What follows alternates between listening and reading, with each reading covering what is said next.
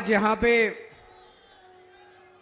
हरियाणा के कोने कोने से आए हुए आम आदमी पार्टी के सभी कार्यकर्ताओं और सभी ऑफिस बेरर्स को, पदाधिकारियों को मैं स्वागत करता हूं, नमन करता हूं और सबको शुभकामनाएं देता हूं। दोस्तों, अभी 2 महीने पहले मिले थे हम लोग, जब हमने हरियाणा के कोने कोने से आए हुए 1100 पदाधिकारियों को शपथ दिलाई थी। 2 महीने के अंदर आज 11,000 10 गुना पदाधिकारियों को शपथ दिलाई जा रही है। इसमें 6,237 गांव और 1,617 वार्ड, लगभग 7,800 यूनिट हो गए।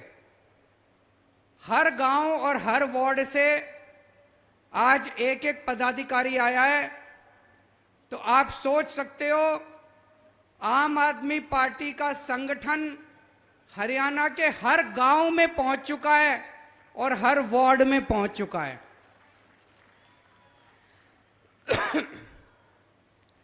केवल यही नहीं, हर गांव में और हर वार्ड में 20-20 लोगों की कमेटी बन चुकी है। अगले 1 महीने के अंदर इन सारी कमेटियों की ट्रेनिंग होगी, गांव-गांव में बदलाव यात्रा निकलेगी, पूरे हरियाणा में बदलाव यात्रा निकलेगी और 1-1.25 महीने के बाद ये जो 20-20 लोगों की कमेटी बनी है, ये भी पदाधिकारी हैं, इन सारे पदाधिकारियों की लगभग 1.25 लाख पदाधिकारियों की दिसंबर के महीने में शपथ ग्रहण करवाया जाएगा।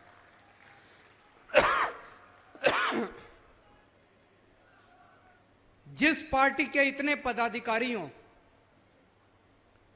क्या उस पार्टी को कोई हरा सकता है? आज मैं भाई साहब चैलेंज के साथ कह सकता हूं, कांग्रेस के पास भी इतना बड़ा संगठन नहीं है जितना आज आम आदमी पार्टी के पास है। बीजेपी के पास भी इतना बड़ा संगठन नहीं है जितना आम आदमी पार्टी के पास है। इतना बड़ा तो छोड़ो, मुझे लगता है इसका 10वां हिस्सा भी नहीं है उनके पास जितना आज आम आदमी पार्टी का संगठन तैयार हो चुका है। और संगठन हवा में नहीं बनता, संगठन में हड्डी होती है, खून होता है। संगठन तब बनता है जब लोगों को उस संगठन से, उस पार्टी से उम्मीद होती है। आज अगर कांग्रेसी या आज अगर भाजपा वाले गांव-गांव में जाएं और कहें हम संगठन बनाना चाहते हैं, जुड़ो हमारे साथ, कोई नहीं जुड़ने वाला। आज जब आम आदमी पार्टी का कार्यकर्ता घर घर में जाता है तो हर घर का बच्चा कहता है मैं भी जुड़ूंगा, मैं भी जुड़ूंगा, मैं भी जुड़ूंगा। क्यों? आम आदमी पार्टी से उम्मीद है लोगों को। मैं डॉक्टर संदीप पाठक से बात कर रहा था। डॉक्टर संदीप पाठक हमारे पार्टी के राष्ट्रीय संगठन महामंत्री हैं और जिस तरह से वो जमीन पे काम करते हैं संगठन बनाने का, ये भी एक कला है संगठन बनाना। तो मैं उनसे पूछ रहा था हरियाणा का क्या माहौल है। वो कहते हैं भाई साहब, मैं ज्यादा बड़ी बात नहीं करूंगा, लेकिन जो माहौल पंजाब में चुनाव के दिनों में था, बोले जी आज हरियाणा के अंदर उससे 10 गुना ज्यादा माहौल है जितना पंजाब के अंदर था। और मैं डॉक्टर संदीप पाठक की असेसमेंट की इज्जत करता हूं क्योंकि ये जमीन पे रह के काम करते हैं। तो आज पूरी जिम्मेदारी के साथ मैं स्टेटमेंट देना चाहता हूं। दिल्ली के लोगों ने मिलकर पहली आम आदमी पार्टी की सरकार दिल्ली में बनाई थी। पंजाब के लोगों ने मिलकर दूसरी आम आदमी पार्टी की सरकार पंजाब में बनाई थी। 2024 के अंदर हरियाणा के लोग मिलकर हरियाणा के अंदर तीसरी आम आदमी पार्टी की सरकार बनाने जा रहे हैं। नोट कर लेना मेरी ये बात आज।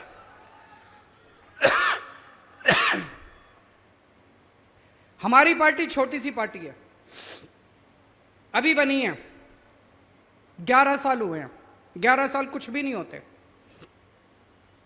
11 साल तो भाई साहब, कितने लोगों से मैं मिलता हूं, एक एमएलए बनने के अंदर चप्पल घिस जाती है, जूते घिस जाते हैं, पूरी जिंदगी बीत जाती है, तब बड़ी मुश्किल से कोई एमएलए बनता है। ये तो पुराने जमाने में, पुराने जन्म में कोई पुण्य किए होंगे हम लोगों ने, कि 11 साल के अंदर इस देश के लोगों ने इतनी प्यार दिया, इतना विश्वास किया, इतनी मोहब्बत दी हम लोगों को। मात्र 11 साल में इस छोटी सी पार्टी की 2 राज्यों के अंदर सरकार बन गई। गुजरात में 5 एमएलए आ गए, गोवा में 2 एमएलए आ गए, राज्यसभा में 10 एमपी आ गए, लोकसभा में 1 एमपी आ गया और राष्ट्रीय पार्टी का दर्जा मिल गया। ये छोटी पार्टी नहीं, छोटी बात नहीं। आज पूरे देश में तीसरे नंबर पे तीसरी बड़ी पार्टी, मात्र 11 साल में तीसरी बड़ी पार्टी आम आदमी पार्टी बन गई है बीजेपी और कांग्रेस के बाद।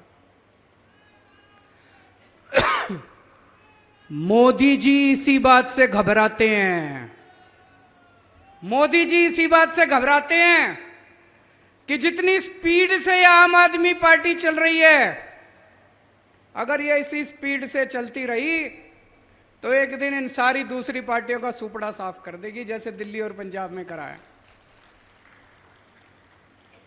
मोदी जी केजरीवाल से नहीं घबराते, आम आदमी पार्टी से नहीं घबराते, मोदी जी आप लोगों की ताकत से घबराते हैं, जनता की ताकत से घबराते हैं। जनता के अंदर जो उम्मीद पैदा की है आम आदमी पार्टी ने, आज तक 75 साल में अगर ये पार्टियां काम कर लेती, आम आदमी पार्टी की क्या जरूरत थी? आप खुद सोच के देखो, दिल्ली में जब हम चुनाव लड़े, लोगों ने हमको क्यों वोट दिया? उसके पहले तो हमको कहीं मौका नहीं मिला था, हमने कोई काम नहीं करके दिखाया था, कुछ नहीं करा था। अन्ना आंदोलन हुआ था, अन्ना आंदोलन के बाद लोगों ने हमको वोट दे दिया। उसके पहले बीजेपी और कांग्रेस होती थी। अगर ये बीजेपी और कांग्रेस काम कर लेती, अच्छा काम कर लेती, तो दिल्ली में आम आदमी पार्टी को लोग क्यों वोट देते? पंजाब में अगर ये अकाली दल, बीजेपी और कांग्रेस वाले काम कर लेते, पंजाब में आम आदमी पार्टी को लोग क्यों वोट देते? हरियाणा में अगर बीजेपी और कांग्रेस वाले काम कर लेते, भाई साहब ये 11,000 लोग आज शपथ ग्रहण करने आए, ये उनके तंबू के नीचे बैठे होते, हमारे तंबू के नीचे नहीं बैठे होते। तो ये आप लोगों की ताकत से घबराते हैं, जो जनता के अंदर उम्मीद पैदा की आम आदमी पार्टी ने। आपके बच्चों की बात करते हैं हम, आपके परिवार की बात करते हैं, आपके दुख दर्द की बात करते हैं। आज हरियाणा जैसे चक्की होती है ना, चक्की के 2 पार्ट होते हैं, ऐसे ही इन 2 पार्टियों के पार्ट के अंदर हरियाणा पिस रहा है, बुरी तरह से पिस रहा है, दोनों पार्टियों के बीच में। एक पार्टी है हरियाणा में, वो कहती है हम जाटों की पार्टी हैं, सारे जाट जाट हमको वोट दो, हम जाटों का भला करेंगे। दूसरी पार्टी है, वो कहती है हम नॉन जाटों की पार्टी हैं, नॉन जाट हमको वोट दो, हम नॉन जाटों का भला करेंगे। भाई साहब हरियाणा की जनता ने दोनों को मौके दे के देख लिए, ना तो ये जाट वालों पार्टी ने जाटों का भला किया और ना नॉन जाट वालों ने नॉन जाट का भला किया। अब आम आदमी पार्टी आई है, हम तो कह रहे हैं जी हम तो 36 बिरादरी की पार्टी है, हम तो सबकी पार्टी हैं, हम तो जाटों की भी पार्टी हैं, नॉन जाटों की भी पार्टी हैं। तुम्हारे बच्चों के लिए स्कूल बनवा देंगे, तुम्हारे बच्चों के लिए नौकरी का इंतजाम कर देंगे, तुम्हारे बच्चों का भविष्य बना देंगे, तुम्हारे घर में कोई बीमार होगा उसका फ्री में शानदार इलाज करा देंगे, अस्पताल बनाएंगे, सड़कें बनाएंगे, बिजली मुफ्त दे देंगे। अकेली पार्टी है जो आपकी बात करती है, आपके घर की, आपके परिवार की, आपके दुख दर्द की बात करती है। आज पूरे देश में मैं रोज देखता हूं बुरा हाल मचा पड़ा है, चारों तरफ भ्रष्टाचारी भ्रष्टाचार, गुंडागर्दी, लूटपाट। प्रधानमंत्री जी कहते हैं मैं भ्रष्टाचारियों के खिलाफ लड़ रहा हूं, भ्रष्टाचार के खिलाफ लड़ रहा हूं। मैं प्रधानमंत्री जी को कहना चाहता हूं, मोदी जी, अगर आप भ्रष्टाचार के खिलाफ असल में लड़ रहे होते, सचमुच में लड़ रहे होते, सबसे पहले केजरीवाल आपको सपोर्ट करता, आपका समर्थन करता। मेरे को आम आदमी पार्टी से प्यार नहीं है, मैं देश के लिए आया हूं। यहां जितने लोग बैठे हैं ये कोई आम आदमी पार्टी के लिए नहीं आए, ये देश बदलने की उम्मीद लेके आए हैं सब लोग। हम सब लोग आम आदमी पार्टी वाले आपका समर्थन करते अगर आप वाकई भ्रष्टाचार के खिलाफ लड़ रहे होते। मोदी जी एक स्टेट में गए, जाके उन्होंने कुछ नेताओं के नाम लिए, बोले इन नेताओं ने 70,000 करोड़ का भ्रष्टाचार कर दिया, इन नेताओं ने 70,000 करोड़ का भ्रष्टाचार कर दिया, इनको मैं जेल में डालूंगा। भाई साहब 4 दिन के बाद उन नेताओं ने भारतीय जनता पार्टी ज्वाइन कर ली, मोदी जी ने उसको उप मुख्यमंत्री बना दिया। यह भ्रष्टाचार के खिलाफ लड़ाई है? ये तो नौटंकी है, ये तो भ्रष्टाचार के खिलाफ लड़ाई नहीं है। और ये एक बार हुआ था तो सोच लेते, पूरे देश में रोज यही नौटंकी चल रही है। कभी इस राज्य में जाके कहते हैं कि यहां का मुख्यमंत्री चोर है, कभी उस राज्य में जाके कहते हैं यहां के नेता चोर है। 2 दिन में वो नेता भारतीय जनता पार्टी में चले जाते हैं और मोदी जी उनको कोई मंत्री बना देते हैं, कोई कुछ बना देते हैं, सब लोगों को पार्टी में शामिल कर लेते हैं। ये तो भ्रष्टाचार के खिलाफ लड़ाई नहीं है दोस्तों। आज पूरे देश में चर्चा हो रही है, कोई कितना भी बड़ा पापी हो, कोई कितना भी बड़ा अपराधी हो, किसी ने कोई भी पाप कर रखा हो, अपराध कर रखा हो, इनकी पार्टी में चले जाओ। मजाल किसी CBI, ED, income tax police वाले की हिम्मत हो जो छू दे उसको। आपका बेटा अगर किसानों को अपनी जीप के नीचे कुचल दे, इनकी पार्टी में चले जाओ, आपके ऊपर कोई कुछ नहीं होगा, आप खुलेआम घूम लेना। आप अगर लड़कियों को छेड़ के आते हो, आपका बेटा अगर लड़कियों के साथ गलत काम करके आ जाए, इनकी पार्टी में चले जाओ, पूरा संरक्षण मिलेगा। आज पूरे देश में चर्चा हो रही है, कितना ही बड़ा भ्रष्टाचार कर लो, कितना ही बड़ा डाका डाल लो, कितना ही बड़ा अपराध कर लो, इनकी पार्टी में चले जाओ, पूरा संरक्षण मिलेगा आपको। आज क्या माहौल है? भ्रष्टाचारी कौन है? भ्रष्टाचारी वो नहीं है जिसको ईडी ने पकड़ के जेल में डाल दिया। भ्रष्टाचारी वो है जो ईडी के डर से बीजेपी में चला गया। जिसको ईडी ने पकड़ के जेल में डाल दिया और जो अभी तक बीजेपी में नहीं गया, भाई साहब वो कट्टर ईमानदार है, ये समझ लेना। क्योंकि उसे पता है कि आज नहीं तो कल बाहर तो आ ही जाऊंगा। लेकिन जिसने बेईमानी कर रखी है, जिसने बेईमानी कर रखी है, उसको पता है अगर ईडी ने पकड़ लिया तो पूरी जिंदगी जेल जाना पड़ेगा, वो तुरंत उठ के बीजेपी में चला जाता है। तो एक चीज समझ लो, भ्रष्टाचारी कौन है और ईमानदार कौन है। जो आदमी ईडी के डर से बीजेपी में चला गया वो भ्रष्टाचारी है, और जो ईडी की रेड के बावजूद अगर ईडी ने गिरफ्तार कर लिया और बीजेपी में नहीं जा रहा, वो कट्टर ईमानदार है। पूरे देश में आज चर्चा हो रही है कि प्रधानमंत्री जी का एक दोस्त है। कौन है? कौन है? कहते हैं प्रधानमंत्री जी ये उस एक दोस्त के लिए ही काम करते हैं। पूरे देश में चर्चा है, मैं नहीं कह रहा, गली गली में, नुक्कड़ नुक्कड़ पे, चाय की दुकान पे, पान की दुकान पे यही चर्चा है कि प्रधानमंत्री जी एक ही आदमी के लिए काम करते हैं, एक ही दोस्त के लिए काम करते हैं।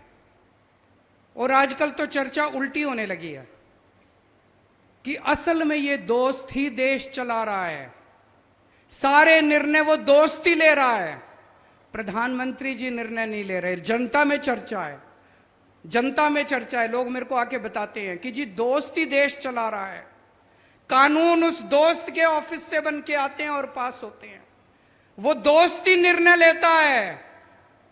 और जब आप वोट डालने जाते हो, आप सोचते हो मैंने मोदी जी को वोट दिया, आपका वोट मोदी जी तक नहीं पहुंचता, आपका वोट मोदी जी के जरिए उनके दोस्त तक पहुंचता है, आपका वोट दोस्त के पास जाता है। जब आप वोट डालने जाओ तो ये समझ लेना, ये स्थिति बेहद खतरनाक है कि अगर कोई एक दोस्त देश चला रहा है, तो ये स्थिति बड़ी खतरनाक है। ये लोग कह रहे हैं हम केजरीवाल को गिरफ्तार करेंगे।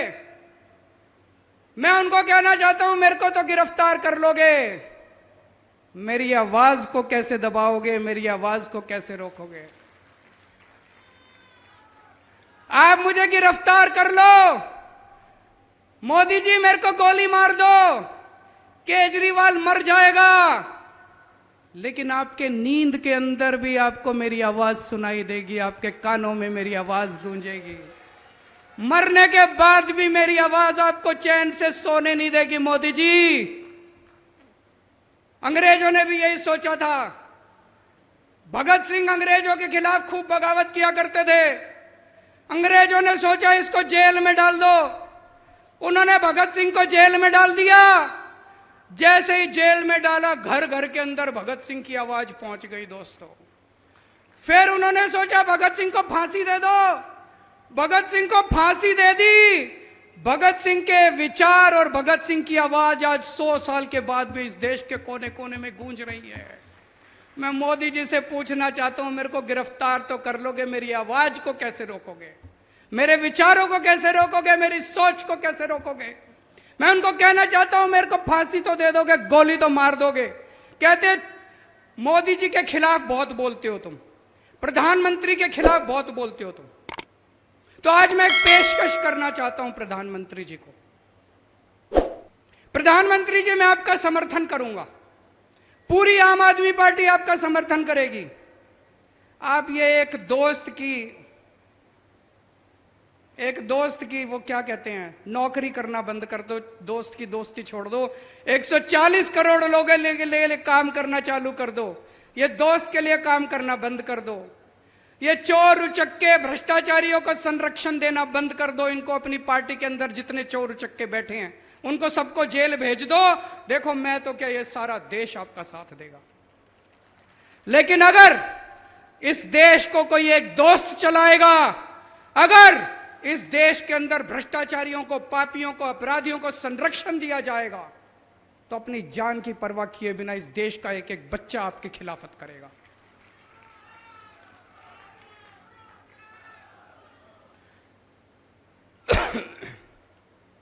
आज इन्होंने क्या सिस्टम बना रखा है? इनका सिस्टम यह नहीं है कि भ्रष्टाचारियों को पकड़ना है, ये चुन चुन के देखते हैं कौन प्रधानमंत्री जी के खिलाफ बोल रहा है। लिस्ट बना लेते हैं, जो जो प्रधानमंत्री के खिलाफ बोलता है उसके खिलाफ कुछ ढूंढो। फिर सीबीआई को फोन जाता है, इसके संजय सिंह के खिलाफ ढूंढो। संजय सिंह का क्या कसूर था? संजय सिंह का कसूर था कि संजय सिंह ने संसद के अंदर प्रधानमंत्री जी के खिलाफ आवाज उठाई थी। संजय सिंह के खिलाफ कुछ ढूंढो, इसके खिलाफ कुछ ढूंढो। अगर कुछ नहीं मिलता तो कहते हैं कुछ मारो, किसी को पीटो, इसके घर में सबूत डाल दो, फर्जी केस बना दो और पकड़ के उसको जेल में डाल दो। यह सिस्टम आज इन लोगों ने बना रखा है। ऐसे देश तरक्की नहीं कर सकता दोस्तों। आज ये शपथ लेने के बाद आप लोगों को घर घर जाना है, पूरे हरियाणा के अंदर एक एक घर में जाना है। डरना नहीं है, मन से डर निकाल देना। आप में से एक एक आदमी को भगत सिंह बनना है। ये कहते हैं हम केजरीवाल को गिरफ्तार कर लेंगे, ये इतने सारे जो सामने बैठे हैं सारे केजरीवाल है, किस किस को गिरफ्तार करोगे? हजारों लाखों के केजरीवाल है, किस किस को गिरफ्तार करोगे? आप सब लोग को केजरीवाल बनना है, डरना नहीं है, घबराना नहीं है। घर घर में जाना है और ये सारी बातें बतानी है कि किस तरह से देश को लूटा जा रहा है, किस तरह से पूरे देश को बर्बाद किया जा रहा है।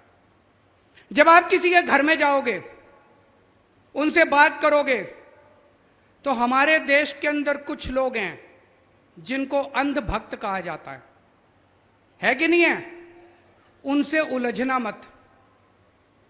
दो कैटेगरी है, कोई भी आदमी या तो अंधभक्त है या देशभक्त है। अंधभक्त देशभक्त नहीं हो सकता और देशभक्त अंधभक्त नहीं हो सकता। अंधभक्तों से उलझना मत, वो टाइम खराब करते हैं, उन्होंने बदलना नहीं है, उनको देश से कोई लेना देना नहीं है, उनको भारत माता से कोई लेना देना नहीं है।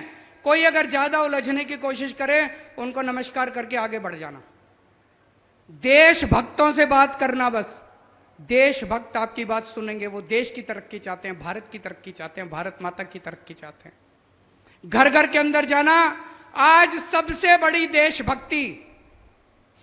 देशभक्ति का काम है केंद्र के अंदर बैठी भ्रष्ट भाजपा सरकार को हराना। जितने देश के अंदर देशभक्त है, सबको इकट्ठे होकर एक ही काम करना चाहिए, किसी भी तरह इस सरकार को हराना है। और जितनी युवा शक्ति है, सभी युवाओं को मैं कहना चाहता हूं कि आने वाला भारत, उसकी जिम्मेदारी आपको उठानी है और आपका भविष्य दांव पे लगा हुआ है।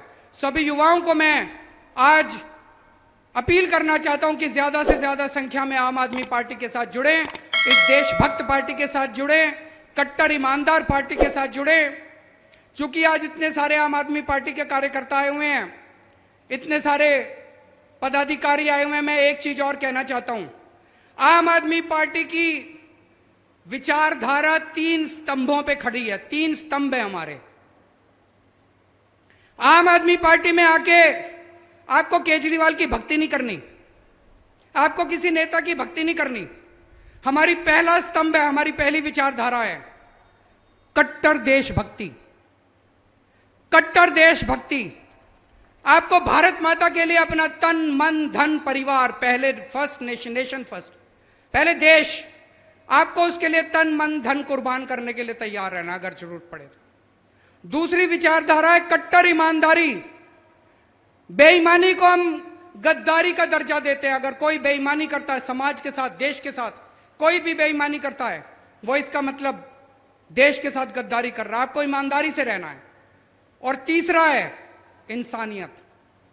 चाहे कोई किसी जात का हो, चाहे कोई किसी धर्म का हो, जरूरत पड़ने पे सबको एक दूसरे की मदद करनी है, किसी का दिल नहीं दुखाना। कोई बीमार हो, कोई कैसा भी हो, सबकी मदद करनी है, चाहे किसी जात का हो, किसी धर्म का हो, चाहे कोई हो, सबकी मदद करनी है एक दूसरे की। ये 3 विचारधाराएं हैं आम आदमी पार्टी की। इसको सब लोग साथ लेके जाना। पूरे देश के अंदर अभी एक तरह से कीचड़ फैला हुआ है, जिसमें इनका ये कमल खिला हुआ है। इस कीचड़ की सफाई कैसे करोगे? झाड़ू से। इस कीचड़ की सफाई जिस दिन कर दी, कमल अपने आप खिलना बंद हो जाएगा। भारत माता की।